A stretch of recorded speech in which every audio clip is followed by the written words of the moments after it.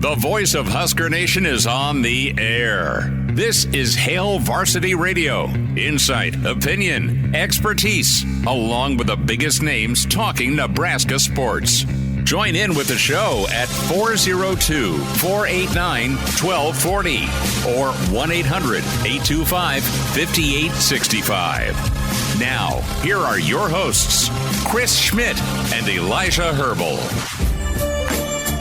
Welcome to it. It's a Tuesday edition of Hail Varsity Radio. We're presented by Currency for all your equipment financing needs. Go Currency, Elijah Herbel and Connor Clark with you here on a Tuesday edition of the show, as we are going to be hearing from Schmidty at some point in hour one, as Schmidty is somewhere in an airport, somewhere in America. We're not going to give his exact location away. He is probably at, right now, at, what would we say, Connor? Is it cavity search time for Schmidty? Are they pulling on the rubber gloves?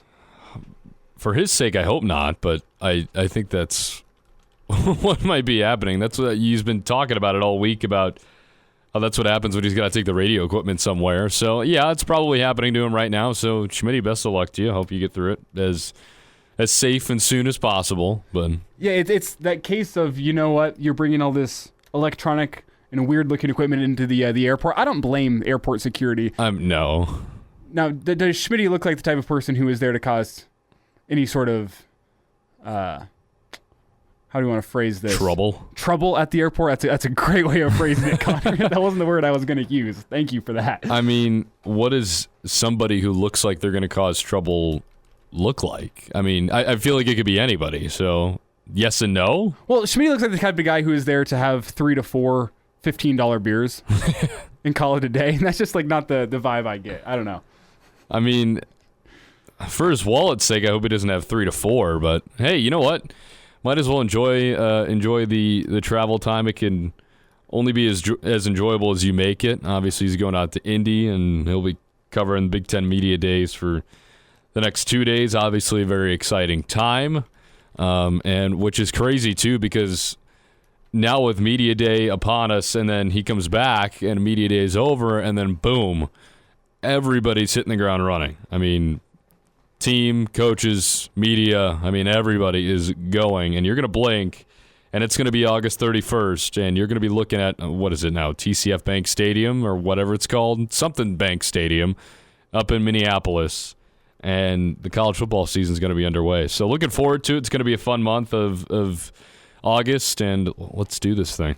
For clarity's sake, and just to show that we are proper journalists, it's now Huntington Bank Stadium. That's what it is. It used to be TCF Bank. No, but you hit the nail on the head with Big Ten Media Days. Like, it's for those of us in the media, it's like that whirlwind kind of week that just kind of kicks off like, hey, it's football season now. Your life's going to be crazy for the next couple of months. Well, like, this is the week that kicks it off in terms of, right. Yeah, we're going to show up. It's going to start at 8 a.m. You're going to work all day. You're going to get all the interviews that you're going to, it's going to get you what you need for the season, really. Get you previewed, geared up, prepped, ready to go.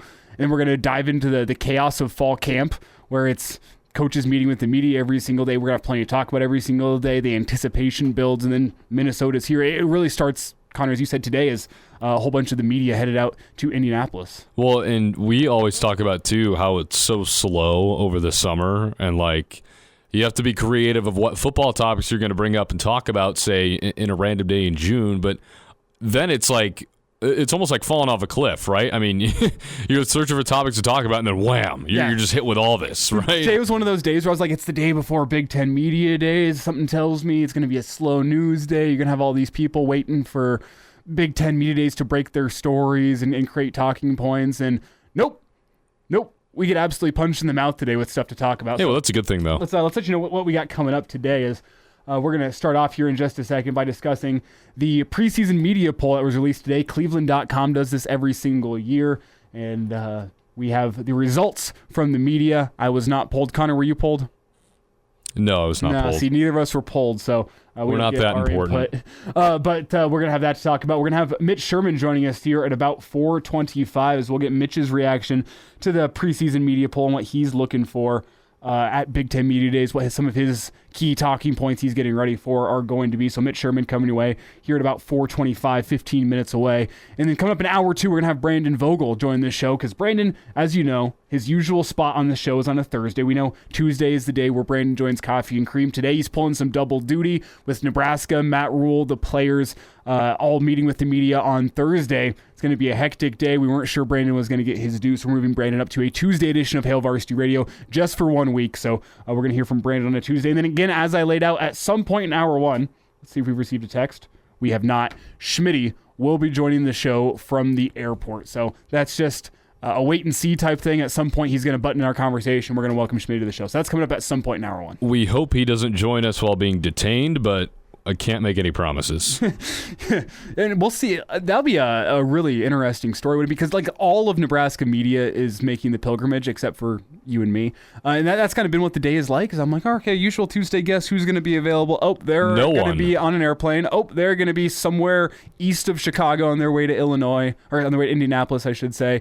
Oh, they're going to be unavailable because they're in the airport and there's not a quiet place to talk about. So it's an interesting day to try to plan a show for you guys, but luckily the Big Ten gods came through, giving us some news to talk about. And Connor, where we lead it off today is with the Big Ten Media Poll. And if you have thoughts on the poll, want to get your thoughts in on the show, you can always give us a call, 402-489-1240. Again, that's 402-489-1240. Or leave us a comment in the stream. You can find that on the Hail Varsity YouTube page. Just search up Hail Varsity on YouTube.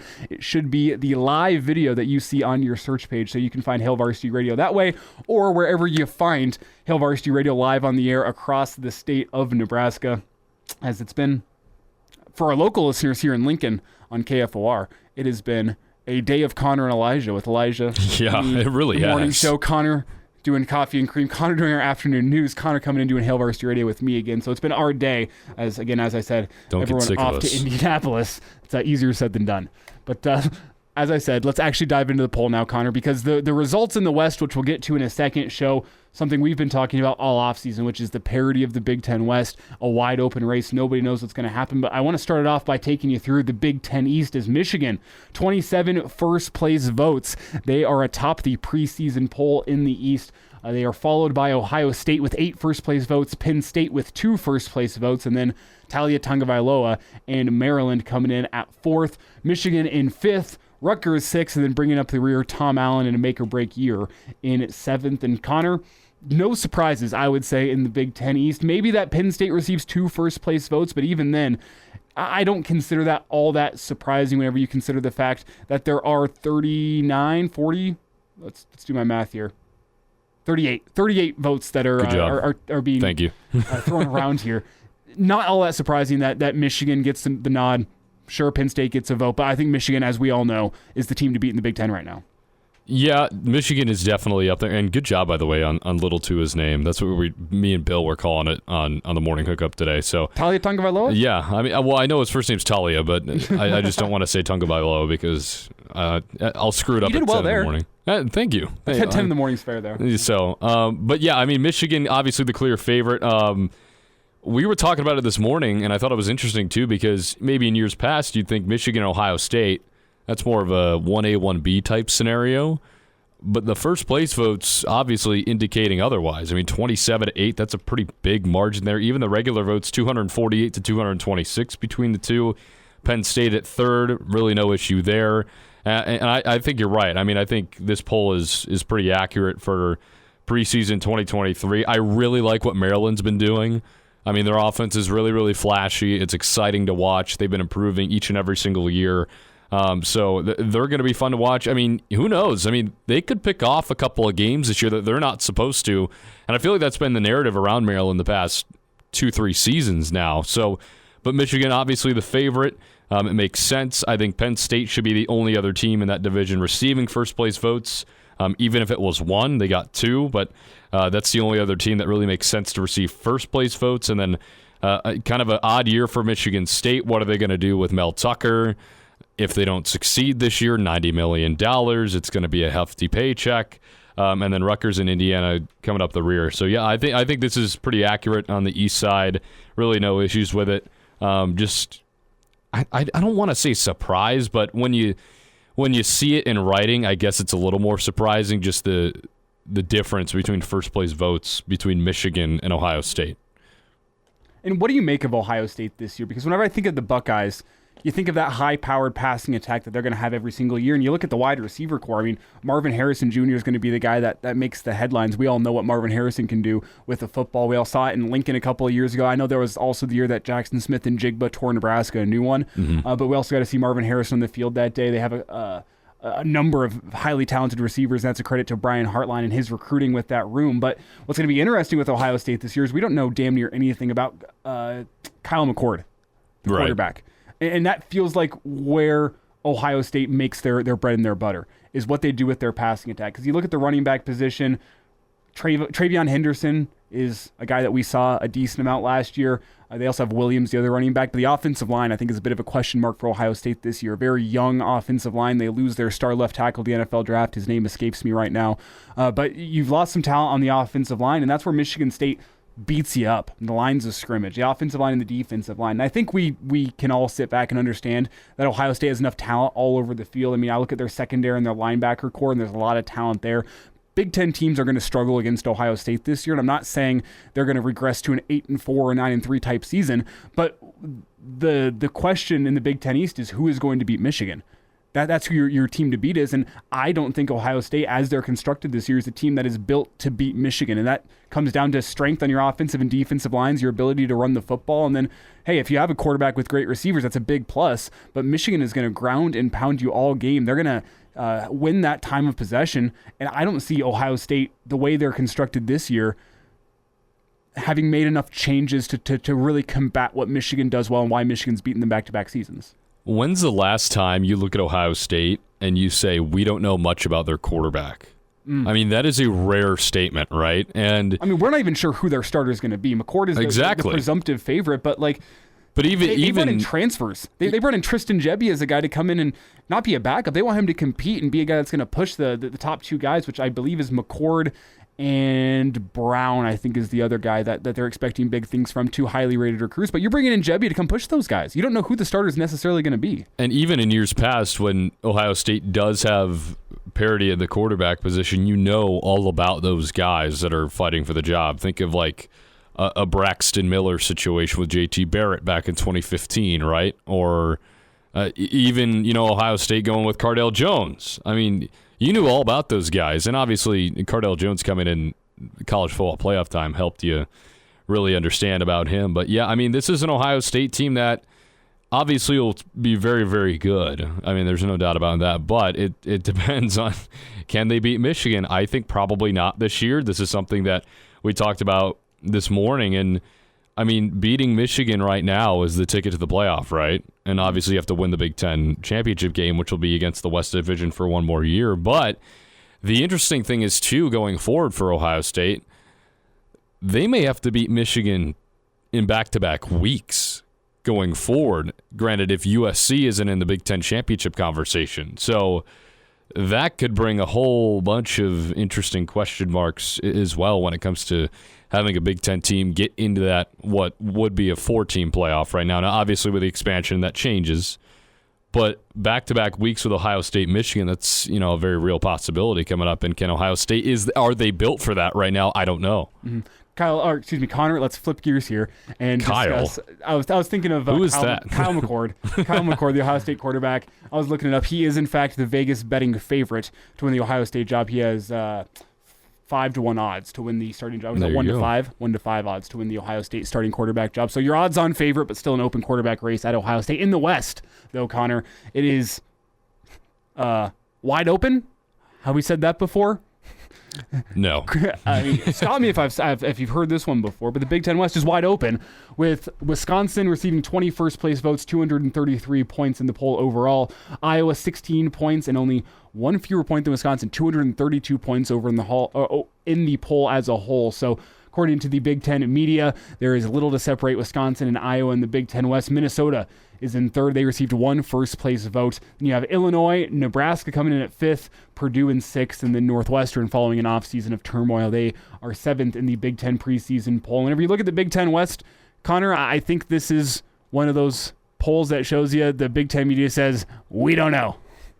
Yeah. We like the talent of Wisconsin, but we don't know what to make of Fickle. Iowa, we didn't like what we saw last year, but we think they made some needed changes. They're going to probably compete because with a Kirk Ferentz team, you can expect them to compete. And then Minnesota, they lost a lot of talent last year, a lot of sixth-year seniors, but what we know about P.J. Fleck is that he always has a competitive, tough football team, and they're going to run the ball well, and we like what we saw from Kaliak-Manis. That's what I see with those first three in the Big Ten West, is the media kind of saying, yeah, we think Wisconsin and Iowa is a little bit ahead of Minnesota, but we're not too sure any one of these three teams could win it. And I think even Illinois in fourth, so we're going to get into this a little later in the show, bringing Jim Leonard on as a defensive analyst, I don't think people are counting them out either. Yeah, I don't think anybody's counting them out just yet, obviously. I think these standings are fine, though. I mean, Wisconsin-Iowa is going to be a toss-up. Obviously, Minnesota, you lose some experience, but I think you honestly get an upgrade at quarterback with Ethan Kaliak-Manis. You saw what he could do against Nebraska last year.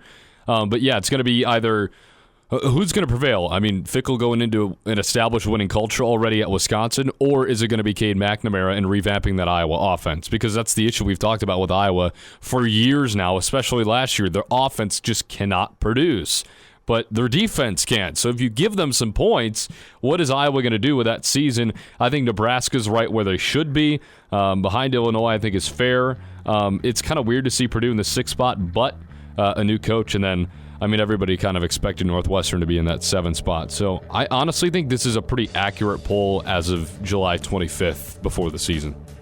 And with the Big Ten West, all I know is accurate polls there's no such thing. Yes. Yeah. They can be accurate for a day. Who the hell knows what's going to happen in the Big Ten West? We'll get into the preseason poll a little more with Mitch Sherman. He's on the way. After the break, it's Hail Varsity Radio on a Tuesday. We're presented by... And now, back to Hail Varsity Radio. Rolling through a Tuesday here on Hail Varsity Radio. We are presented by Currency. For all your equipment financing needs, go Currency. It's Elijah Herbel and Connor Clark. And we have an update in from Chris Schmidt. He has some choice words for the people who are checking his luggage as he goes through the airport today, saying that, as expected, the security folks do not like all the radio equipment that he is bringing through the line. So we're going to hear from Chris Schmidt here a little bit later this hour as he joins us from the airport. For now, though, we welcome in Mitch Sherman of The Athletic. You can find him and follow him on Twitter at Mitch Sherman. And Mitch, I would ask, how the hell are you? But I think on a day like today, it's where the hell are you? On your way to Indy just yet? I am in Indy. Had a touchdown in Indy a couple hours ago, so I'm downtown Indianapolis looking out of my hotel room over at Victory Field, where I could get some AAA baseball if I wanted to do that tonight, but I don't. Well, it's Mitch Sherman, he's ahead of schedule. Most of the people I was talking to today, they're arriving a little bit later this evening. Mitch, the professional that he is, getting set up and getting ready to go. And Mitch, on a day like today, I was concerned setting up this show, wondering how much is there going to be to talk about with all the reporters heading out to Indianapolis? Is there going to be news breaking today, or is people going to save it for whenever the Big Ten Media Days actually get rolling? And as I found out as the day went on, plenty to talk about today, plenty of Big Ten news, as it's sure to be another dramatic Big Ten Media Days with all the news surrounding Michigan, Illinois, Northwestern. But where I'm going to start this off, Mitch, is with the Cleveland.com preseason media poll that came out today, as it's Michigan, the clear favorite in the Big Ten. Wisconsin gets 21st place votes, good for first in the Big Ten West. And my question to you, Mitch, is with these media polls, especially with the Big Ten West, how much how much stock do you put into a poll like this? Because Connor and I were talking back in the first segment. It seems that the theme with the results of the Big Ten West, at least, is that the reporters are saying, well, we assume Wisconsin and Iowa are going to be at the top, but we don't really know. Is that the same read that you get from the poll that was released today? Well, sure. I think Wisconsin and Iowa shared all but one of the votes. So one vote in for Minnesota, and I see those three teams as the top. Illinois was much improved and very competitive for the majority of last season, but over the course of time, Iowa and Wisconsin are the consistent programs in the West. And one thing that I think some people welcome is that this will be the last year we have this discussion. A year from now, we're not going to be worried about divisions. I was surprised to see Wisconsin as the favorite of the majority of media pollsters, but you certainly don't put a lot of stock in it. I figure with the first-year coach and the quarterback change and an offensive system change, that Wisconsin's going to go through some growing pains. And while I do think the Badgers can be a good team, especially in the second half of the year, I like Iowa's continuity and what they have especially on that defensive side again, coming back here. So Iowa is my choice in the West. Mitch, usually Iowa's in the mix for that top spot in the West. We even saw it last year up until the final week of the season. How much more dynamic is this Iowa offense is with Cade McNamara coming up this year, and how much more of a chance does that give them to get to Indy?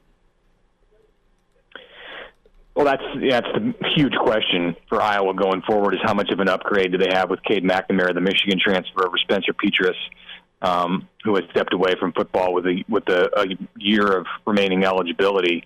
We'll see. We'll see. And the Iowa offense was so bad at times last year that it really is difficult to imagine that it could be a whole lot worse. And I do believe that McNamara is an upgrade at the QB position, but they're going to feature the tight ends, and then the questions are at receiver. They went to the portal, and we'll see if it's enough. Iowa's going to, I think, upgrade things on the offensive line as far as the play that they see from that position group. It was a bit of a surprising step back a year ago up front for the Hawks, but is it going to be good enough to make this team a division championship caliber? We'll see.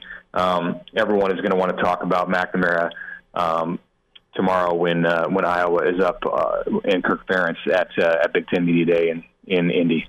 It's Mitch Sherman with us here. It's Hail Varsity Radio's Mitch. He's all set up and ready to go from Indianapolis. Big Ten Media Day is getting kicked off tomorrow morning. Nebraska set to go on Thursday, and we're talking with Mitch about, right now, the Big Ten preseason poll. And Mitch, a theme over the past couple of years with the preseason poll has been a team picked to finish somewhere in the middle area between 4 and 6 of their division, making a splash, being a surprise team. In 2020, it was Indiana, and you can point to the COVID weirdness, but Indiana made a big jump that season, really surprised a lot of people. In 2021, it was Michigan, picked to finish 4th in the Big Ten East. They go on and win the Big Ten title that season and really turned around their fortunes with Harbaugh at Michigan. And then last year, it was Illinois and what they did in the Big Ten West. I know they didn't win the West, but for most of that season, they looked like they were the best team in the West and really turned a lot of heads. And whenever you look at this year's preseason poll, who are some candidates that you think could be teams that surprise in the Big Ten this year and contend to go win their division despite the fact that they're picked low?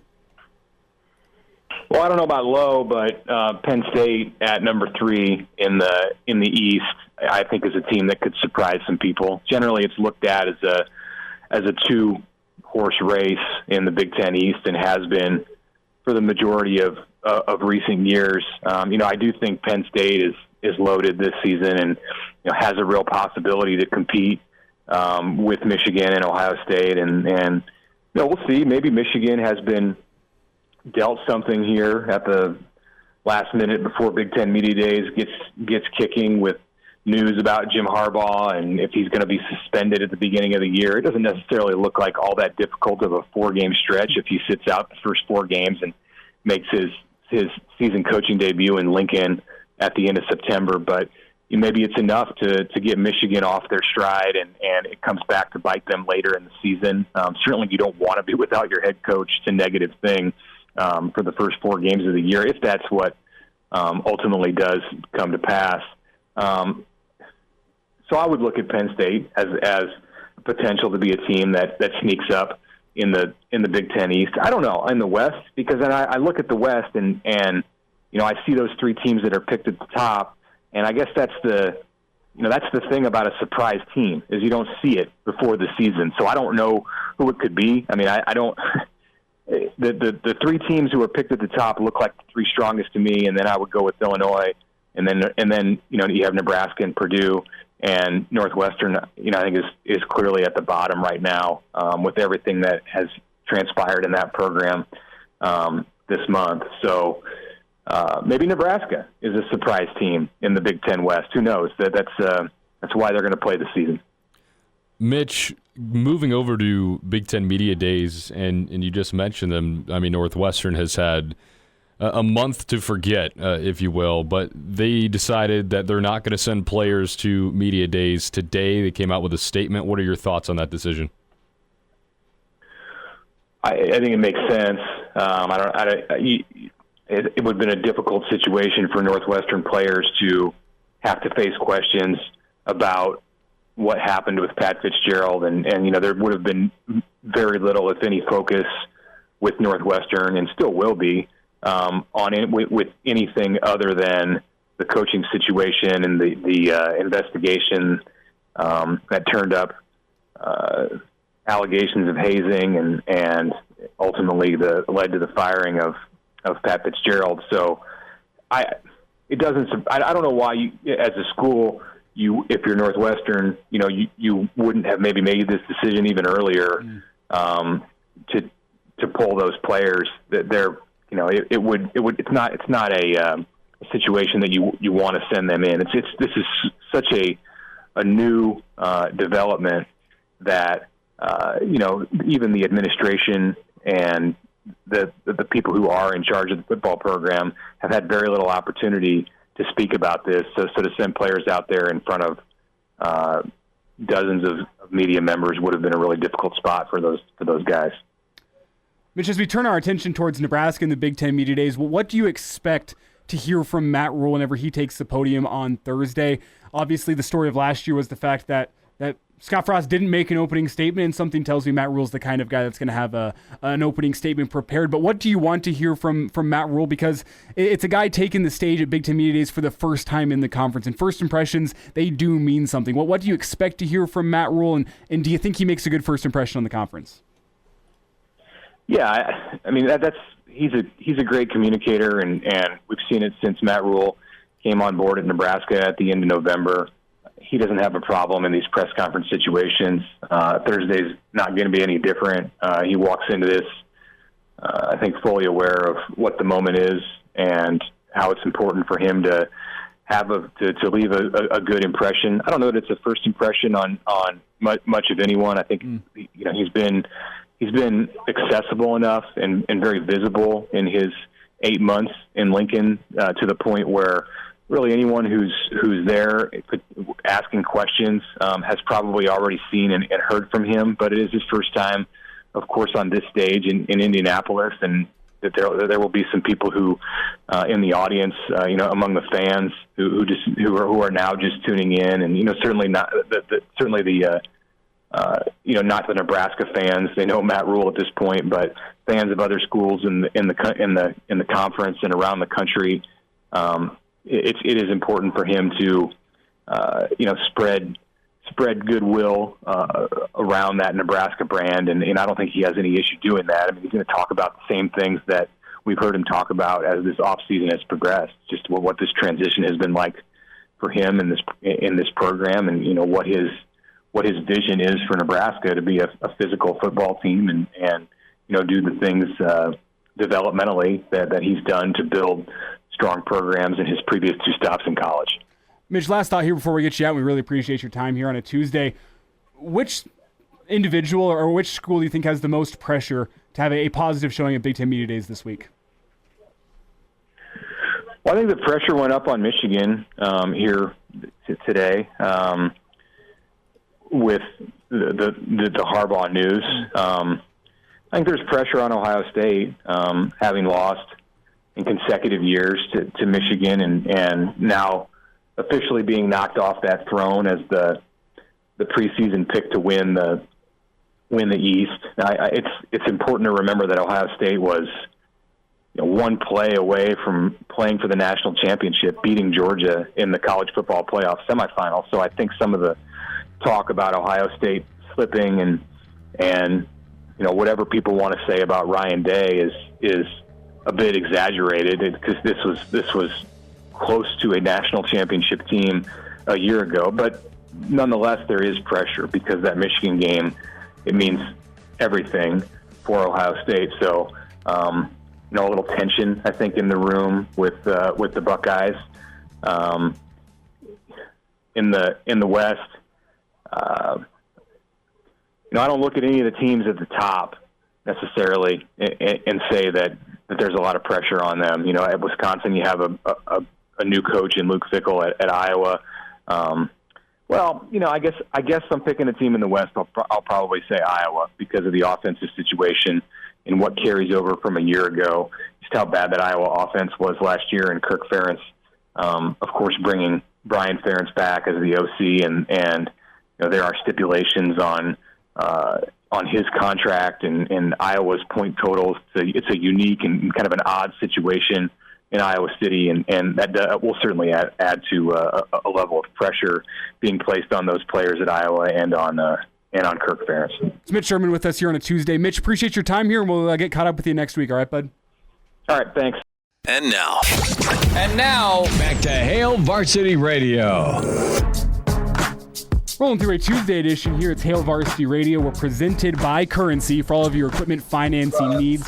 Go Currency. It's Elijah Herbel and Connor Clark taking you through the show today as we were just joined by Mitch Sherman. And as you can maybe hear in the background here, Chris Schmidt joins us from the airport. He has made it through TSA. He has completed his cavity search. He has got a beer sitting to his side, I am sure. Schmidty, how are you doing today?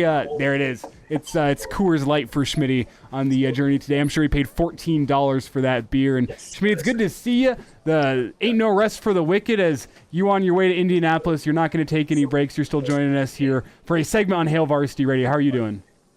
Good. Thanks for having me on, fellas. And no, I made it through, and it's funny, you plop the equipment bag down, and he's like, are there any electronics in the bag? And I'm like, kinda.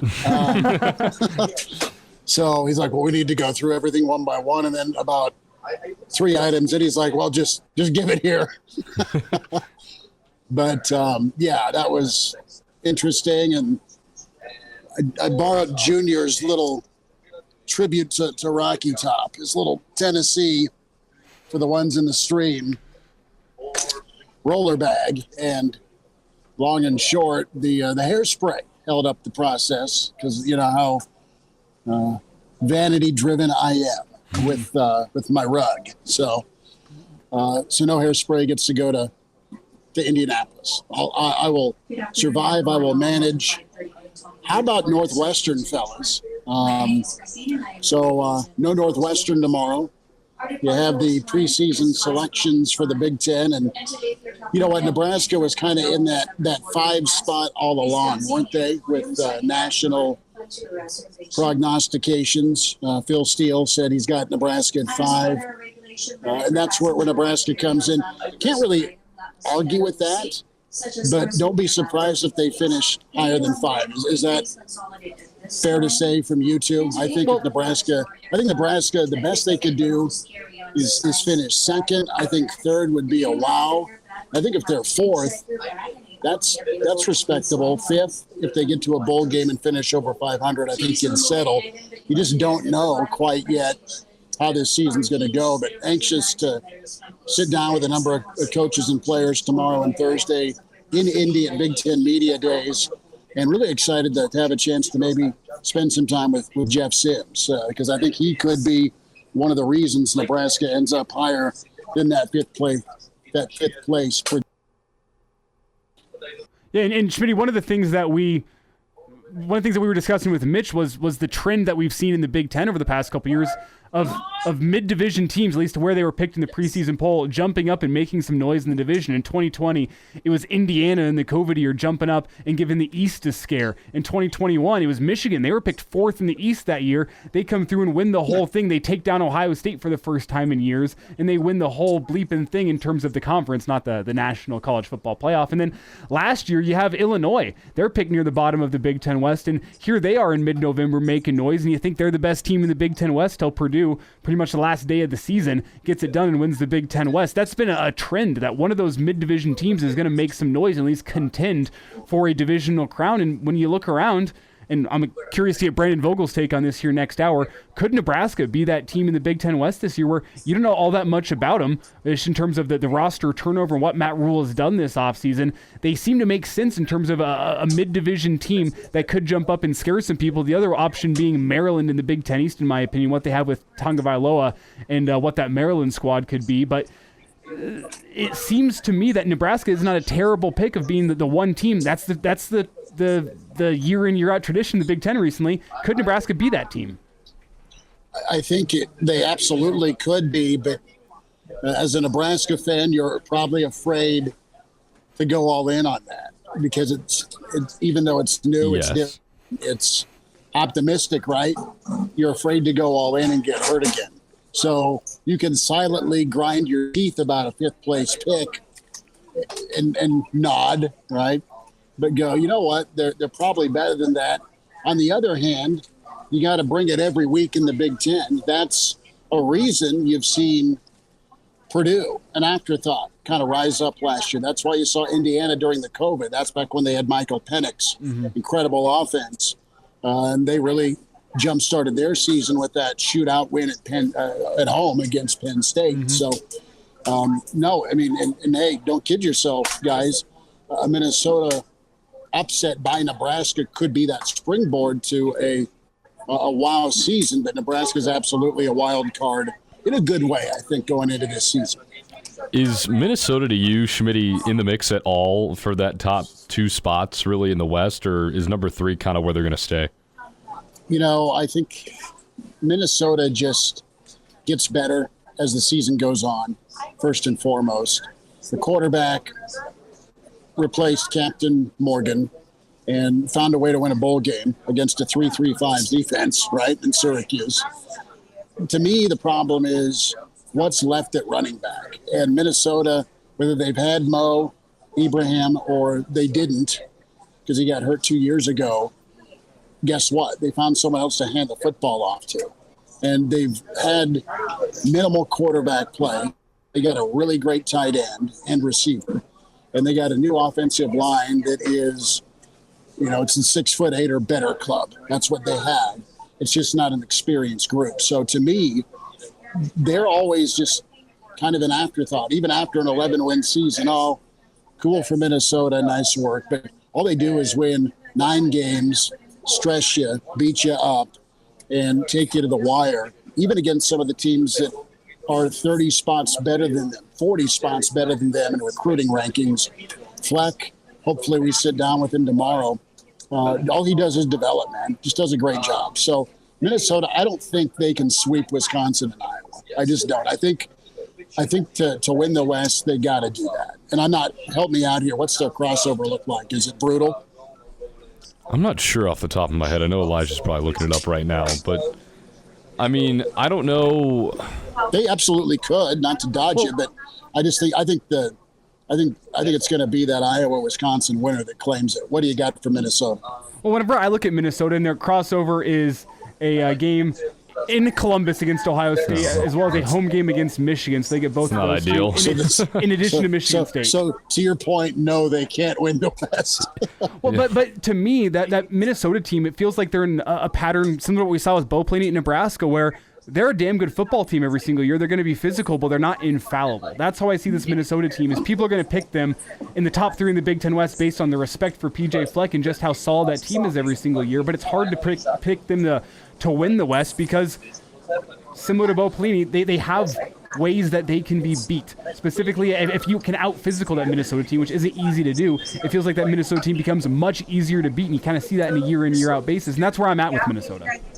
You know what it really comes down to is if Minnesota could get even a third-team all-conference quarterback, someone of that caliber, that is the difference maker. Because, listen, they've done okay against Iowa. They had beaten Wisconsin 2 out of the last 3 years, and Morgan wasn't bad. But listen, they've not had their Russell Wilson, even if they had an Adrian Martinez. I mean, think about what he could do with the rest around him and their identity. Defensively, though, they're pretty good. Guys, we'll kick it to break. We'll wind up hour 1. And we'll get into Joe Manchin and Tommy Tuberville's bill after the break, huh? And now, back to Hail Varsity Radio. Rolling through a Tuesday here on Hail Varsity Radio as we wrap up hour 1. It's Elijah Herbel and Connor Clark, joined in the airport by Chris Schmidt. He has miraculously made it through airport security, and he is here with us for the rest of the hour. He'll be boarding his flight here, I believe, a little after 5, Schmidty, so kind enough to join us for 2 segments as we're going to get into the bill that has been proposed in Washington today, proposed by Joe Manchin, as well as former Auburn coach Tommy Tuberville. We'll get to that and hear it in just a second. But first, we need to let you know about our friends over at Dyer Law. And if you've been hurt in a personal injury accident, you can count on the Dyer Law team to provide you with a helping hand when you need it. No matter what you're dealing with, make sure you call the Omaha Dyer Law team at 1-888-DYER-LAW or visit dyer.law to chat with trusted professionals about your personal injury claim. And always remember, Dyer Law, as we dive back into football here and discuss this bill, which has been discussed on our show here over the past couple of weeks. We now get some more clarity on what the bill would involve. It would preempt state NIL laws and require a uniform NIL contract for all parties before entering a contract. That allows the NCAA to prohibit certain types of deals as well as to oversee and investigate the rules governing NIL. The NCAA, I should say, would have the assistance of the Federal Trade Commission, which would handle the registration of agents and collectives, as well as a national public NIL deal registry, which would be used to ensure that NIL deals follow a, what should we call it, a standard, level playing field. A level playing field. People are not going to be getting deals that do not correspond to their performance on the football field or their notoriety off of the football field. So it's supposed to have a standard in place for all of college football. It also guarantee health insurance for sports-related injuries for student athletes for 8 years following their graduation. And probably the most important and pressing news of this bill is that it would prevent student athletes from entering the transfer portal and playing right away until they complete their first 3 years of academic eligibility. So no more one-time free transfer under this bill should it pass. You have to complete 3 years of school and 3 years of your academic eligibility in order to transfer without penalty. If you transfer before that time, you would go back to the old rule of sitting out for a football season, which I think is great news and would eliminate a lot of the issues we see with the transfer portal right now, get us closer back to that standard of what we used to be of you need to be a graduate in order to transfer. I'm listening, and Nick Saban will hammer home what he thinks is best, but I've just seen the mother of all tirades here by a 2-year-old. I could hear it in the background. Yeah. Not only did he kick over everyone else's suitcases, he flipped over mommy and daddy's Banana Republic bag, and crap went everywhere. That was pretty good. Fun times at the airport, huh? Did you ever go? Did you ever take Carson on flights as a child? Because that's like one of my biggest pet peeves. Whenever you get stuck with the tantruming 2-year-old on a flight. Yeah, Junior, when he was 4, we went down to Arizona. He loved it. He kind of racked out on the way down and on the way back. Carson's a world traveler, man. Well, sort of. At least he's been to Florida and Yankee spring training a lot with Papa Al. He'd been down to Arizona a couple times to see my mom and Joe Papa. So, yeah, he's always been a good traveler. Before we get out of here, Schmidty, giving Benadryl to kids before they go on a flight, right or wrong? Oh, it's better than Southern Comfort. I'll just keep it there. It's Chris Schmidt joining us from the airport on his way to Indianapolis. Elijah Herbel and Connor Clark taking you through the show today. We salute Schmidty. Tell him goodbye. Fly safely, Schmidty. We'll talk to you in Indy, okay? All right, guys. Take care. Appreciate you. Varsity rolls forward. Hour 2 coming your way after the break. The voice of Husker Nation is on the air. This is Hail Varsity Radio. Insight, opinion, expertise, along with the biggest names talking Nebraska sports. Join in with the show at 402-489-1240 or 1-800-825-5865. Now, here are your hosts, Chris Schmidt and Elijah Herbel. Welcome to it. It's hour 2 of Hail Varsity Radio. We are presented by Currency. Elijah Herbel and Connor Clark taking you through, well, at least the first segment of hour 2 of this show. Connor, tell us what's up with you. You've had a busy day today. You don't have to apologize. We just let the people know about the day in the life of Connor Clark. I'm moving today, so it's been busy. I've been here. Let's see. I got here around 8:45 to do the morning hookup with Bill, which was fun. Moved all my stuff out of my old apartment into my new apartment, and then I found out that my mattress and my dresser were arrived early, so that was nice. So I picked that up while in between shifts, and then rushed over here after trying to clean myself up because, my goodness, it is humid outside today. I mean, you picked a hell of a week. Yeah, I mean, I wish it was more so up to me, but yeah, I mean, we're in the middle of moving, but I'll be very happy once the process is over. I have a couple more things to do after I get out of here today, time permitting, and we're just moving along with it. So yeah, it's been a very, very busy day, but it happens. Yeah, so Brandon Vogel, kind enough to sit down with us for a couple of segments, as Connor's going to get a bit of an early start out of here on the show today. And it's just hell of a week. The ultimate double whammy of moving, in terms of not only is it a busy as hell week at work with Big Ten Media Days, which it's always like this, like we've come accustomed to that, but also for those listeners who are not within southeastern Nebraska right now, I know it's hitting a lot of the country, but excessive heat warning in place in Lancaster County until Friday night at 9 p.m. So Connor, not only is he dealing with the extra stress at work of having to move during Big Ten Media Days, also dealing with the added stress of the fact that you were going to sweat roughly 15 gallons in one night of moving. Well, I mean, that'll help me stay in shape at least, so I don't have to go to the gym. But I will say it could be worse. I was originally supposed to move in during a Salt Dog series. If you don't know, obviously, I'm on the radio team there, and that would have been, I think, a little bit more nightmarish because I'm not out of there until 10:30, 11. So everything would have to be crammed in the morning. Here, at least, I can do a little bit before, a little bit in between, and the bulk of it after, so that's I think good. It'd be a really funny way to introduce yourself to your neighbors, though, to show up at 11 p.m. your first day there and start moving all your stuff in until like 4 in the morning. I think your neighbors would really appreciate that. I would be so quiet doing that, absolutely. But yeah, I mean, it always could be worse. It's just, I mean, obviously everybody probably knows the pain of moving, listening to this, so you can all relate, and we're getting through it. Well, Connor, plenty to get into here with this final segment of yours here, though, as we've had plenty of Big Ten news. We spent much of the first segment discussing, much of the first hour, I should say, discussing the Big Ten Media Preseason poll that was released by Cleveland.com. If you missed the first hour, you can check that out. Nebraska picked 5th in the Big Ten West, and you can get our full reaction to that in podcast form. But plenty of other Big Ten news today. We'll get into Northwestern and their decision to send none of their players to Big Ten Media Days, as we'll get our reaction to that here in just a second. We'll also have a story from Tom Segura on Ndamukong Suh, maybe a little bit later this hour. I'm not sure we'll have time to sneak that into the first segment, but a good story from the 2009 Big 12 Championship game on Ndamukong Suh. That's coming up a little bit later this hour. But where we started off this segment, Connor, is with Jim Harbaugh and the NCAA investigation, as Harbaugh and the NCAA are working towards a negotiated resolution that is expected to see him suspended for the first 4 games of this upcoming football season. And if you were wondering,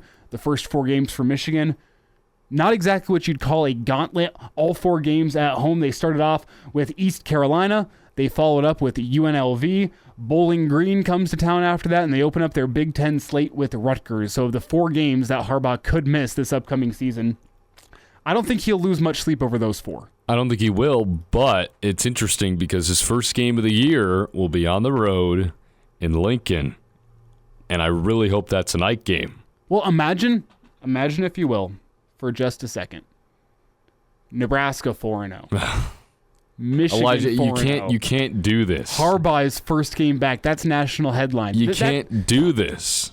Dare I say, a Harbaugh return with a potential Nebraska wins this game, maybe Nebraska's back. That could be the biggest story in college football that week, and I'll have to look up my schedule before I say anything too crazy. Let's look up who else is playing on September 30th. Everybody listening, clip this moment right now of Elijah Herbel, and when it's 2-2 Nebraska and 4-0 Michigan, he will eat his words, and I will make fun of him for getting everybody else's hopes up for no reason. I hope you're right. Yeah, and if I'm wrong, we'll burn the tape. Maybe the listeners at home, if they've had the foresight to actually clip this, as you've said, I don't know, maybe this will never die. But when you look around the college football slate, I mean, the games of magnitude that week, you have LSU and Ole Miss. That's one game. Yeah, that's pretty high up there. You have USC against Coach Prime, Colorado. And I think it kind of depends how the season starts for Colorado, how much of a billing that one gets. Mm-hmm. Elsewhere, there's not all that much to talk about. I mean, it's a helmet game. I mean, it was a big deal the last time these two hooked up at Memorial Stadium in 2021. I mean, Nebraska was 3-3 going into that game. And granted, I guess the storylines were like, okay, Nebraska's coming off of an absolutely dominant win against Northwestern. You're back to 500. You're playing a what would be a playoff Michigan team under the lights, Memorial Stadium, unreal atmosphere, helmet game, 2 storied programs. The stars kind of align for that to be a night game. And again, if Nebraska looks promising to begin the year, you probably give the biggest TV slot, obviously, to what'd you say it was, Ole Miss and who? Ole Miss and LSU is one of them. Yeah. The other one I look at, potentially, depending on how the game goes the week before for Auburn. Auburn's taking on Georgia the week before. They played Texas A&M, and they have for Hugh Freeze's first year, it's not a impossible stretch to start the season. You start off with UMass, and then you play Cal Berkeley, which, even though Auburn's been in the dumps, that should still honestly be a win because it's in California, so Auburn might have home field advantage despite the fact that they're on the road. Then you have Samford, and then you have Texas A&M. So I think depending on how that Texas A&M goes will kind of impact the hype around Georgia and Auburn. And then elsewhere, it's LSU and Ole Miss, which you got Coach Kelly against Coach Kiffin, which depending on how the season starts for those guys, that could be important. But with how I think Nebraska, Michigan's bigger than Prime versus USC. Well, it depends, again, if Nebraska are they 2-2, are they 3-1, are they 4-0 heading into that game? How Nebraska starts the year is going to be huge in determining how important this game is. But now that you add in the added factor, Harbaugh returning from suspension, how is the Michigan team going to respond to that? We don't know how they're going to look through the first 4 games of the season. I believe their coordinators are going to be suspended for a game as well. So you don't know what that looks like for Michigan. As East Carolina, they're not a team that you can absolutely sleep on. No. Michigan is probably going to be a 20-plus point favorite in that football game, despite the fact they're not going to have their head coach and their coordinators. But that can become tough, depending on how your team responds to the fact that you don't have the same usual faces on the sideline that you usually do. What does the sideline environment become without your usual coaches? I don't know. I don't want to put too much hype on that Nebraska-Michigan game with a lot Nebraska would need to get done through their first 3-4 games of the season in order to make that worth the attention from national media, but it is something to keep in mind as we dive back into Harbaugh's suspension here. If you missed the news story, this came out earlier today. Ross Dellinger with Yahoo breaking the news that it's centered, the investigation, I should say, is centered into recruiting violations committed by Harbaugh as well as Wolverine staff members. But the bigger sticking point is that the NCAA enforcement staff alleges that Harbaugh was dishonest about the recruiting violations in his initial meeting with investigators. The meeting with NCAA investigators broke down in January after Harbaugh refused to admit that he lied to NCAA staff. He maintained that he didn't recall the events when first speaking with investigators and that he was never purposefully dishonest. The NCAA says, well, yes, you were. And now that's why he's getting suspended. It's not necessarily because of the violations. The violations... So here's my thing. Why is there a negotiation to decide on a suspension between the two parties when he was dishonest with the NCAA and they know it? Like, am I reading that wrong? Well, maybe it's because he eventually acknowledged the fact that the program did in fact commit. He still won't go back and say, you know what, I did know this from the start and I lied to you guys. And maybe the NCAA can't prove it. They don't have the smoking gun, so they're going to go talk to the coach and say, hey, we need some sort of retribution here. The crimes themselves are minimal, to say the least. It's like contacting a recruit during COVID outside of the recruiting period.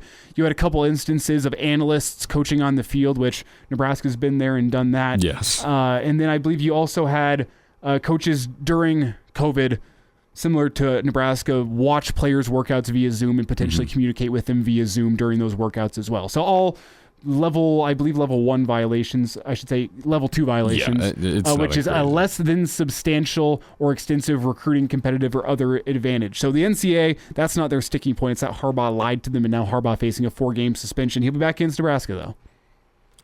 Yeah, I think that's probably a fair suspension just for that. Nothing crazy violations-wise. It's not like... They're far from the worst situation in the conference, that's for sure. It strikes me as the NCAA's punishment being less the games that you're going to miss. The NCAA, I think, knows that Michigan's a team that should be a college football playoff contender next year. Well, they want them to be, too. And they want them to be, too. So you're going to suspend them for the first 4 games, which are all based on what we know about Michigan's football team, relatively unimportant to their season. You assume that even their backups can probably get it done against 3 of those 4 teams, if not all of them. Oh, so yeah. if you don't have the coaches on the sideline, I think the NCAA says, well, you should still be able to get that done. The bigger thing here is you're releasing this, the timing. It's not a coincidence that the NCAA is going to the media and informing them about this. Quote unquote, a whistleblower out there is telling somebody in the media about this one day before Big Ten Media Days. That's the real punishment. It's releasing this a day before Big Ten Media Days and then forcing Harbaugh to go up there and hop up on stage and discuss your violations and discuss why you're being suspended and discuss, oh, hey, yeah, maybe I did lie to NCAA investigators. That's the punishment from the NCAA here. And then the 4-game suspension is it's the minor slap on the wrist in comparison to that because, I mean, one day before Big Ten Media Days, this is going to dominate conversation, especially with what we're about to get into. Northwestern not sending any players. Harbaugh now becomes a topic of discussion for the media that is making their way to Indy this week. On Northwestern, and I hate that we have to keep talking about this, but I mean, new stuff just keeps coming out, right? So you kind of have to. But why the fact that they didn't announce that like immediately is kind of beyond me. And everybody has bashed the way that the athletic department has handled that entire situation, about the 2-week suspension, about how quickly they got rid of Fitz, about this, about that, about all the other programs that are coming out with more, hazing allegations. People aren't, and the things that have come out of the football team meetings, like the athletic director not being there, the president of the university not being there, and now you get this a day before Big Ten Media Day. It's the right decision, yes, because, I mean, you don't want to throw those athletes out there, and we talked about this before we got on air. You don't want to throw them out there in front of the national media, in front of the Big Ten media, when all they're going to get is hammered with questions about the allegations, questions about Fitz, questions about those team meetings. You can't put your student athletes in that position in order to just be chewed out, right? I mean, they've already gone through hell and back in this last month, whether they were the victims of said allegations or the ones doing said allegations. Either way, they're student athletes. They've been through hell and back in this month. The people and the higher-ups need to be the ones who are answering the questions first, not the student athletes. So at least it's the right decision, but this should have come at least 2 weeks earlier. Well, think about the fact that you are going to be sending, with Big Ten Media Days, a group of 18 to 22-year-olds to be your representatives to speak on questions that nobody's been able to ask the university for 2 weeks, as you said. Right. Like, this feels different to me if the university president or the chancellor or the athletic director has gotten up and had a press conference and been open and honest about this entire situation. It becomes different. But now, because you haven't given reporters the chance to ask those questions to the powers that be at Northwestern, their questions are going to fall back upon the student athletes. And that's not fair to the student athletes after, as you said, they've been raked across the coals, that Northwestern football program, and particularly Pat Fitzgerald, but it's been the culture of that locker room that's been discussed ad nauseum over the past 2 weeks. These kids are going to be raked across the coals yet again for Big Ten Media Days whenever it's somebody who is making a hell of a lot more money than they are, which I know NIL has changed that, but it's still Northwestern football. No offense, Northwestern football. But Fitz is making way more. Yes, Fitz was making way more money. He hasn't gotten up in front of the media and answered any questions about his alleged role, and I'm sure that's because of his lawyers, but you get my point. I don't even blame him, the chancellor, president, athletic director all haven't gotten up in front of it. You're going to stick that job to go get raked across the coals by the media on the footballs on the players on your football team that I'm sure after the past month that's been the only thing they're going to want to talk about and focus on is the upcoming football season and trying to exceed some expectations and make a right whenever everything within that football program seems to be wrong within the past month. You're going to send those kids up in front of the media and let them get fed to the wolves about the culture and everything that's been going on with the Northwestern football program. That's not their job. That's the job of somebody who makes a hell of a lot more money, like an athletic director, a chancellor, or a president. And those people for Northwestern are the people that have refused to get up and answer the tough questions. So I think great for the Northwestern student athletes that they are not getting this awful duty passed on to them. That's not their job. One last thing on this, too, and I think the fact that they didn't have, and they meaning president and athletic director or one or the other, didn't have a press conference pretty much right after the Fitz firing, that is something that should have been done. I mean, everything, it's almost like taking the easy way out of this, right? I mean, everything has been conveyed via statement on social media, right? I mean, they have not had to face any sort of press in any way, shape, or form. I'm glad they're not letting the student athletes do it, but somebody's got to talk at some point, I think, before the season, because people are going to want answers, especially for the storylines and everything, and so the right people get the right justice. Connor, best to you as you move. Hydrate, drink a beer or 7, and stay cool out there. Wish you the best. We'll see you from a new digs tomorrow. Yes, sir. Hail Varsity, but Brandon Vogel joins us after the break here on Hail Varsity. And now, back to Hail Varsity Radio. Hail Varsity Radio rolls forward here on a Tuesday as Schmidty's off to Big Ten Media Days. He's en route to Indianapolis as we speak right now, and we also have Connor, who is moving into a new place, so good luck to Connor. Brandon Vogel, kind enough to join us here on a Tuesday afternoon, though. And Brandon, here I was thinking that the day before Big Ten Media Days was going to be slow. Everyone is going to save all their breaking news for whenever all the media is gathered together in Indy, and you know what? I was very wrong on that. It's been a busy news day. How are you doing today? I'm doing pretty well. And yeah, it has been eventful for the day before media days, which, sometimes we have these things like, a couple of years ago, the Ohio State, scandal under Urban Meyer kind of came out through reporting shortly before Big Ten Media Days. We got news of a suspension, multiple suspensions in Michigan. Illinois is going to have some good news to talk about. So here a day ago, I thought, wow, a lot of this is going to be focused on Northwestern and what's happened there, but maybe not now. Yeah, and I don't think Northwestern's going to be put on the back burner by any means. I definitely think Northwestern's still going to be a topic of conversation. But as you said, plenty that we're going to get into here in just a second. But where I'm going to start it off, Brandon, is with Cleveland.com's yearly Big Ten Preseason Media poll. And I think what it shows everybody is that the East is still really between the two schools, Michigan and Ohio State. And then the Big Ten West, yet again, seems wide open. No one really knows what's going to happen in the West. Your reaction to the media poll, how each division shapes up, in Nebraska falling at 5th in the Big Ten West? Yeah, kind of. It kind of went very close to in order of where I think like most of the early power rankings have been. And certainly if you like averaged them all out, I think it would almost be an exact order. So, over in the East, you got the big three, but Penn State kind of, even though I think Penn State is going to have a really good football team this year, kind of a distant third to Michigan and Ohio State. Michigan, the favorite, justified based on the past 2 years and what they return. So that all shakes out pretty well. And then the West, the West is always a jumble. I think it's particularly a jumble here with Wisconsin as a deserving favorite, but a lot of change for the Badgers, and pretty tightly grouped there in the West. If you go by the SP Plus ratings, the initial ones that came out, so Wisconsin was in first in the West, and I think Purdue was sixth, so right behind Nebraska. The difference between those two teams, between Wisconsin and Purdue, first and sixth, is about 8 points. So SP Plus is saying Wisconsin be favored by Purdue right now by about 8 points. The difference between Wisconsin, first place in the West Division, and Penn State in the East is 10 points. So really top heavy, and it's really top heavy in that East Division alone. Brandon, if you had to pick a team in the Big Ten that could upend the media, make the media look like a bunch of idiots with their preseason poll, what's the team that you think it could be? Because last year it was Illinois in the West. Illinois came out and defied expectations, really changed up what the expectations and the results were in the Big Ten West last year. If you had to pick a team that could do that this year in either the East or the West, who would that team be? Yeah, I'll give you one from each division. In the East, so Maryland came in fourth.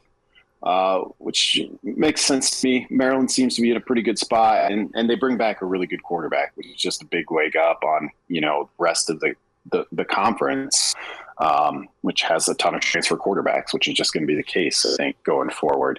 So in the East, I'd take Michigan State. It's not a sure bet, but, 2 years ago, Michigan State, I think, was picked last in this Cleveland.com poll coming off of 2020, the COVID season, and went to 11-2. So they're a team that I think I wouldn't expect that to happen, but it also, I think they've got the potential, and so we'll see. In the West, I think it's Nebraska, unless you want to go to Illinois. kind of for a second year, although they're getting the respect that they earned last year. Nebraska's a little bit of the wild card. I'd put them as the surprise team because, well, they're not getting the benefit of the doubt like Wisconsin, and they shouldn't. When I mentioned those two because they both have a first year head coach. So probably Nebraska. I think Nebraska is a little bit of a better pick there for that than Purdue, which would probably be the next closest team. Another new coaching staff team that won the division last year. Brandon, if Nebraska does in fact upset some of these Big Ten media predictions, how do they do it? What is the product on the field that allows them to exceed those expectations and make some noise in the West? I think they come out and I think they want to get to a point. I think the long-term plan for this is a very Big Ten brand of football, with the way that Matt Rhule has talked about it, what they're probably going to be offensively. Defensively is a little bit more of a wild card, though I think when you really stop and look at it, a 3-3-5 or something similar with that level of versatility is what most colleges are trying to get to if they aren't there already. But it's just kind of playing by all of the annoying rules and regulations that I think the Big Ten presents. You got to be really good field position. When a bunch of teams like they are in the West are very tightly grouped, things are largely determined by turnover margin, which can be pretty random. But teams you see like Wisconsin, Iowa tend to win the turnover battle more often than not. So it's all of these little nitty gritty kind of basic football things that often become easy to overlook, except they've been impossible to overlook at Nebraska of late. They've been the things that have sunk the Huskers a lot of times. So if Nebraska were to surprise, I think they would have a season where the difference between some of those small things, like, hey, you get to the end of the year and, oh, Nebraska had a 4-yard, 5-yard field position edge on average. That's a big deal. Something like time of possession. Some of those kind of boring, non-sexy stats that are really key to just winning football in general, but particularly in a kind of close quarters battle like the Big Ten usually is. So Brandon Vogel with us here, a Tuesday edition of Hail Varsity Radio as we roll through hour 2 here. And Brandon, I want you to take a look at what this Big Ten Media Days means for Nebraska. It's Matt Rhule's first time kind of getting an introduction to the Big Ten, and we all remember last year Nebraska making waves on day one with Scott Frost not making an opening statement, and with the importance of making a good first impression on the Big Ten. How much pressure do you think Matt Rhule feels headed to Big Ten Media Days? And maybe pressure isn't the right word, but there is some importance to your first time in the conference coming in and making a good first impression for the powers that be in the Big Ten. Yeah, I think I don't think you'll go in with any pressure. It's interesting. We've had pretty good access to Coach Rhule and, the assistant coaches, not only during spring practice, but they have been consistently kind of doing those weekly radio spots. So you've heard from everybody pretty regularly. So this will be an event where the question from the Nebraska media corps that's there, which will be large as it always is, will be very kind of nuts and bolts driven. And then when you expand out, when, Ohio State beat writers and Michigan beat writers come over to see what's up with a new guy at Nebraska, you'll get some more broad questions. You'll probably get some repetition of things we've already kind of consumed and asked about in Layton and in Omaha in particular. And that's okay. It's often good that way. Matt Rhule is very good at kind of having his message and sticking to it. So I think Nebraska will come out of this. There'll be some people who get exposed to Matt Rhule in this interview setting for probably the first time. A lot of people know about him. I mean, when you coach in the NFL, you're kind of a brand by default, whether you want to be or not. So I think it should be a pretty quiet and calm media days for Nebraska. I think it'll be a positive media day for Nebraska, which is good because, as we were talking about, there's some schools that are going to be there where the first question out of anybody's mouth is going to be about something, well, you'd rather just be talking about football. Well, call your shot then, Brandon. What is Matt Rhule's opening statement going to be? I think it'll probably be a version of, one of his earlier press conferences at Nebraska, but instead of just being for a Nebraska audience, it'll be for really a national and conference audience I suspect he'll talk about kind of why Nebraska appealed to him. And then he'll be able to go beyond that of like things he's seen, you know, in these first 6-7 months that have maybe backed up his initial feelings for taking the job. And I suspect there'll be a little bit of, you know, at some point, I'm guessing we'll get to like, everybody knows Nebraska's record, you know, over the past 5, 6, 7 years. Like, what have you seen? I expect that to be kind of a topic that we'll hear from Rule on, and I'll be interested in his response to that. While we're on the topic of calling shots here, who gets the first question from Matt Rule? Is it a national writer? Is it a Nebraska writer? And then as a follow-up, what is that question going to be about? We're just calling shots here. No penalty for being wrong. Yeah, so at the big podium where they kind of start, I think it'll go to a national writer, or it'll go to a non-Nebraska writer. I think most Nebraska media members kind of take the strategy of like, we'll wait until we get Rule like off to the side or at the breakout sessions, because our question might be something more specific or detail driven. First question could be, so if it's coming from somebody, you know, non-Nebraska media who doesn't cover this team full time, it very might well be why Nebraska, or what have you seen? Does the team you inherit, you know, look, feel, act like a 5-7 team, something along those lines? I think it'll be pretty big picture stuff we've heard in bits and pieces over the past couple of months, but this will be a chance to answer it pretty succinctly. Brandon, last thought here on Nebraska before we switch gears and talk the grander Big Ten and some of the news we've seen today. Which player among the three, Ethan Piper, Luke Reimer, Jeff Sims, are you most excited to hear from? And obviously everyone wants to hear from the starting quarterback and see what they have to say, but which of those three players do you think may be the most insightful with their responses in Big Ten Media Days? Yeah, I'm probably most interested to hear from Sims just because we've heard the least from him. Mm-hmm. And I mean, he's only been on campus since January, so that makes sense. Most insightful, I'm gonna pay close attention to Ethan Piper. And you know, these players are made available for 45 minutes at these breakout sessions. Like it gets pretty deep into topics and potential topics and even non-topics as you get into those last 15 to 20 minutes of that session. So Piper's always somebody who, you know, as Nebraska suffered a series of tough losses in recent years, was a guy you could put up there and know he's gonna have some thoughts and he's gonna convey them in a way that, you know, don't make headlines necessarily. So I'll be really intrigued with what he has to say. And also, you know, just offensive linemen, they tend to be smart, but it's a big position, a big question mark, I think, for Nebraska, and will be until the Huskers start turning things around. So a lot of intrigue there for me with him. It's Brandon Vogel with us here, a Tuesday edition of Hail Varsity Radio, as we preview Nebraska Big Ten Media Days as well as the grander Big Ten Conference. And Brandon, that's where we go now. The greater Big Ten, as we kind of led this interview off, it was a busier news day than I expected.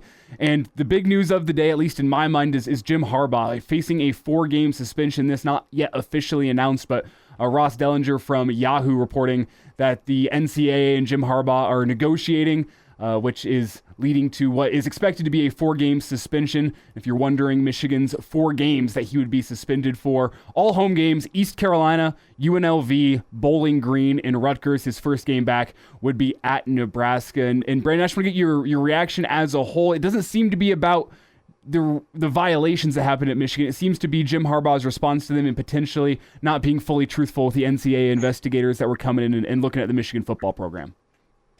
Yeah, that seems to be the predominant read on it based on what we know now.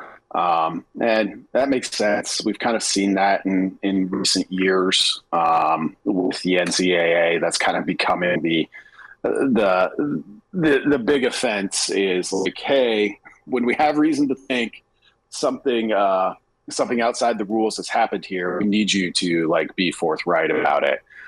Which makes sense. You know, the NCAA upholds the rules, but it's not like a law enforcement agency, you know. So they're sometimes limited in what they can do. And if you're going to make their jobs harder by not being truthful out of the gates, like I kind of get it from the NCAA perspective. You know, Michigan has the schedule that you just mentioned. I can't remember. I know they had a big non-conference opponent that fell through that was supposed to be on this schedule. So it's not like they were just, you know, they had to fill somebody at the last minute, relatively speaking, last minute for football scheduling anyway. So that's why you've got, Bowling Green, UNLV, and I'm forgetting the third one. Who was it?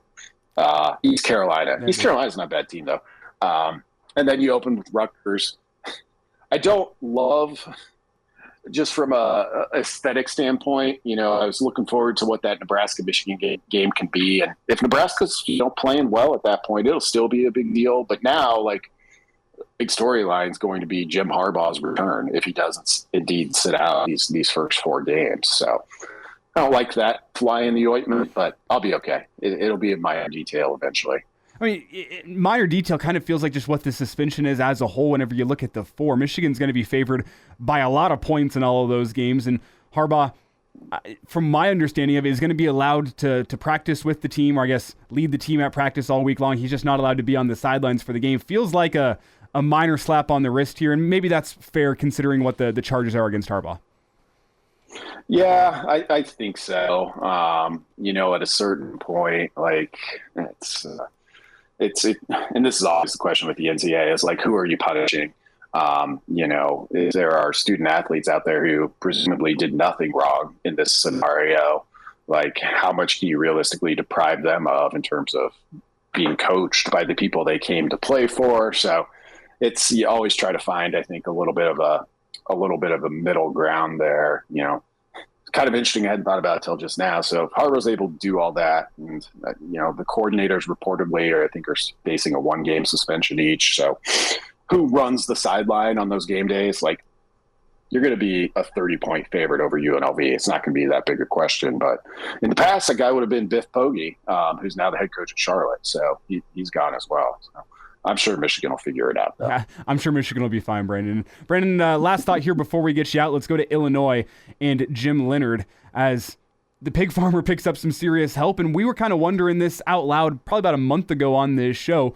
What the hell did Jim Leonhard get up to after he was let go by Wisconsin following the bowl game? And turns out it was nothing up until now. He's going to be a defensive analyst for the Illini here in 2023. And it feels like a job that might be tiding him over to make it through a football season up until he receives another permanent full-time position as a coach on a sideline, I would assume. And it just feels like Brett Bielema makes another great hire. Brett Bielema and that Illinois team, despite where they finished in the Big Ten poll, really does feel like with the momentum they have both in recruiting, but the coaches they have on staff, the success they had last year, doesn't feel like somebody you can overlook in the Big Ten West anymore.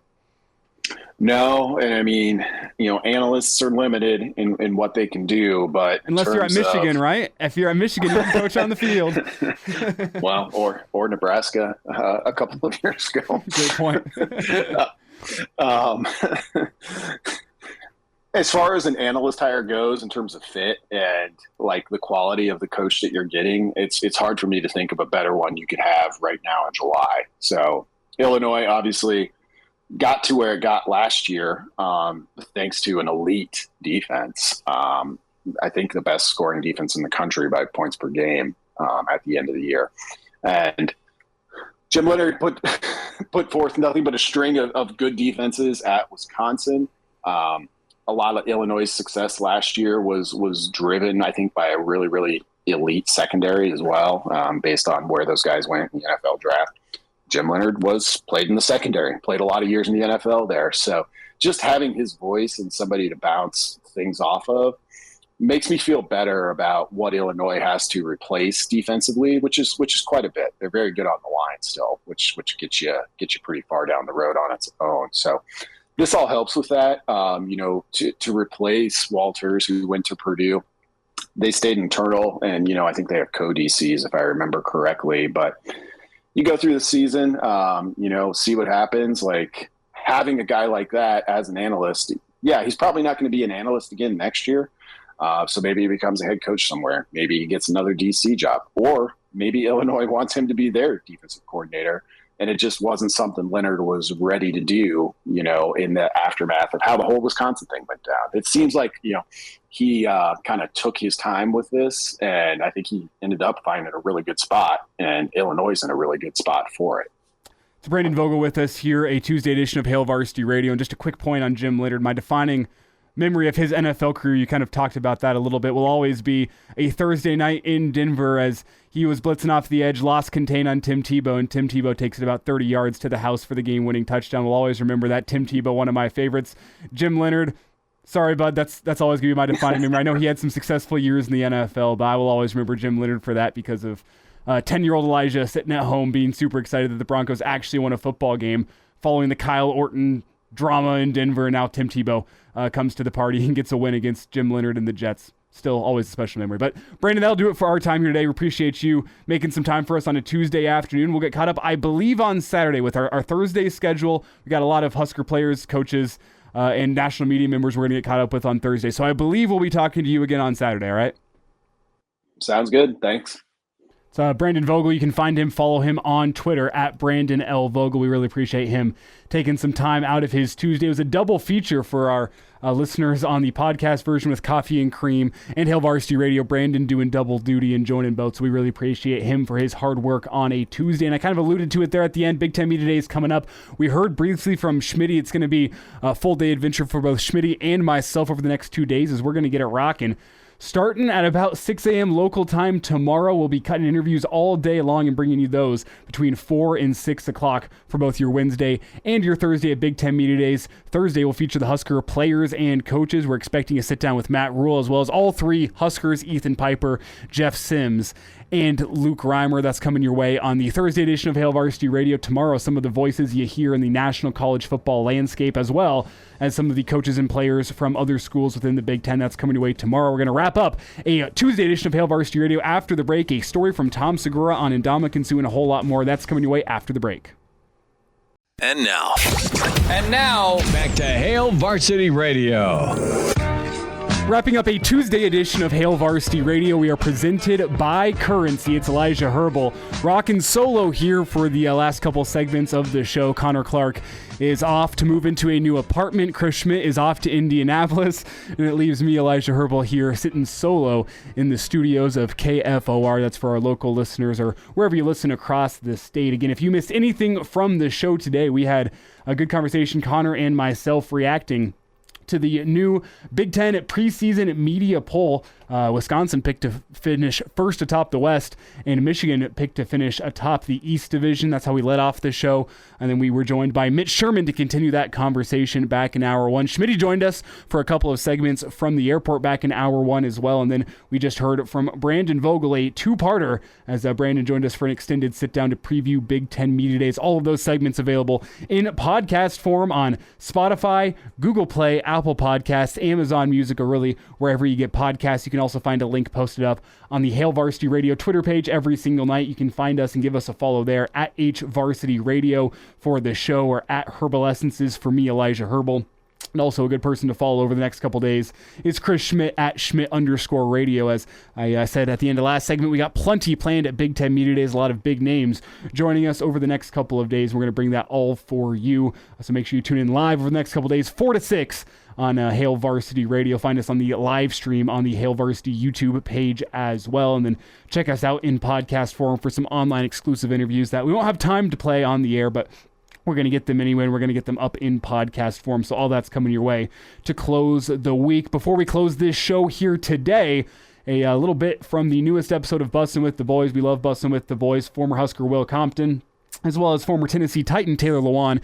They've done a great job with that show over the past couple of years, growing that. And I'm not going to play the entire show for you. I encourage you to check out the full show as they sat down with a funny guy, comedian Tom Segura. I just caught his new Netflix special and quite enjoyed that. He hopped on Bussin' with the Boys and told a funny story of Ndamukong Suh from the 2009 Holiday Bowl, Nebraska against Arizona. Tom Segura had this scoop, and without any further ado, let's hear from Tom about what he heard regarding some lore surrounding Ndamukong Suh and his time at Nebraska. The one that I think is fun to tell that I heard when I was there was like how, they do this thing. It's so weird that when there's bowl games, they're like, why don't you guys like have dinner together? Like, you're playing Texas. Everybody's like a table away. So I guess for the bowl game that year, and he's having his monster year, unstoppable. He's getting every award. So they're at the ESPN people come to like dinner and they're like, how's the chicken? And they're asking everybody stupid. And then they ask the center for like, let's say Arizona, like, oh, you have to face Ndamukong Suh tomorrow. And he's